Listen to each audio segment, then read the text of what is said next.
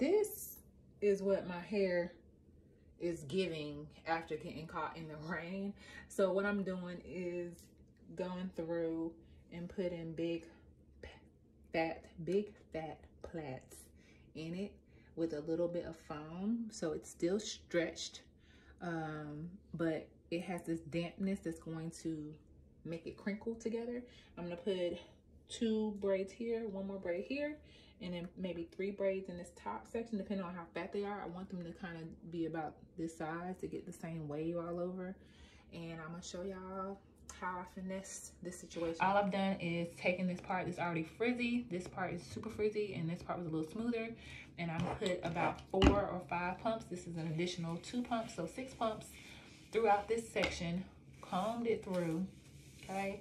You want it damp enough to hold the form, but not so damp that it won't dry overnight.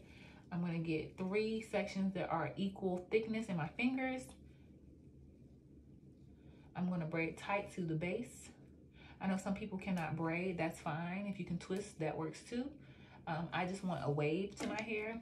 Once I get the base tight, so once I get my base tight, I'm going to comb through it again because I have a lot of hair. So I wanna make sure that, and it's not wet enough in certain areas. I wanna make sure that it's not tangled. So when I take it out, I can separate it and not have a bunch of frizz. And I just want to break this down, taking my time, but also detailing the way all the way through. That spreads my product and it makes sure that I won't have much frizz. Again, if you cannot braid, that's fine.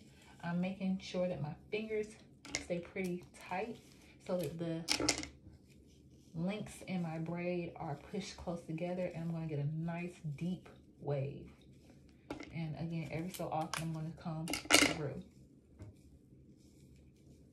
I did this amount of braids because I felt like it would maybe dry overnight. If it doesn't, in the morning time, if it's not dry, and I'm going to probably sit underneath my dryer for about 15 minutes tonight, but if it doesn't dry overnight, then in the morning I'll dry it the rest of the way.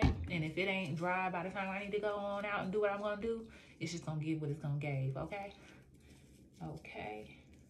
When I get down to the bottom, my ends are a little uneven as far as trying to braid all the way down to the bottom. So I'm gonna try my best to keep it neat and just kind of ringing around my fingers. It's not staying neat. My hair is so blunt on the ends, it's kind of hard. It's kind of hard.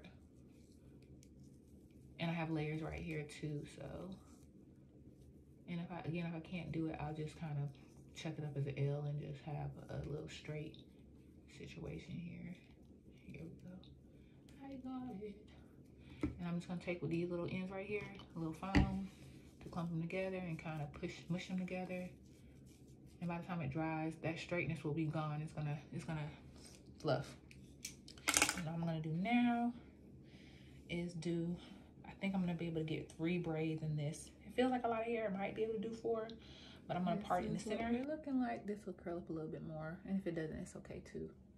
So I have 3, 4, 7, 9 braids. 9 jumbo plaits. They're all about the same size. The ones in the front they're all about the same size. So this is the only one that may be a little fatter. All right, this is where the fun begins. I actually find that a lot of women struggle with this portion, the actual styling of the set. All I'm doing now is removing each braid as carefully as possible to reduce frizz. And here you're going to see me taking my time to remove each notch of this braid. If you have braided correctly without shearing from side to side, you can actually unwind it the way that I'm doing. Be very careful to not tug too hard because you can actually rip your hair this way. So be very careful if you're going to use this method. And we can see the definition here.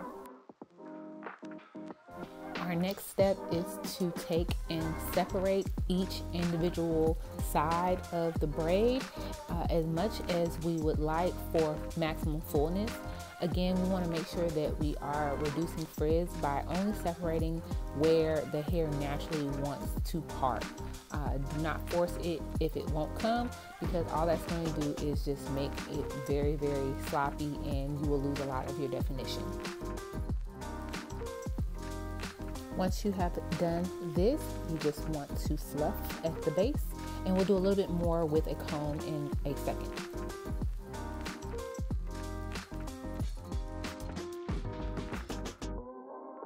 And now that I'm done, I'm going to use my wide tooth comb. You can also use a pick to fluff at the root.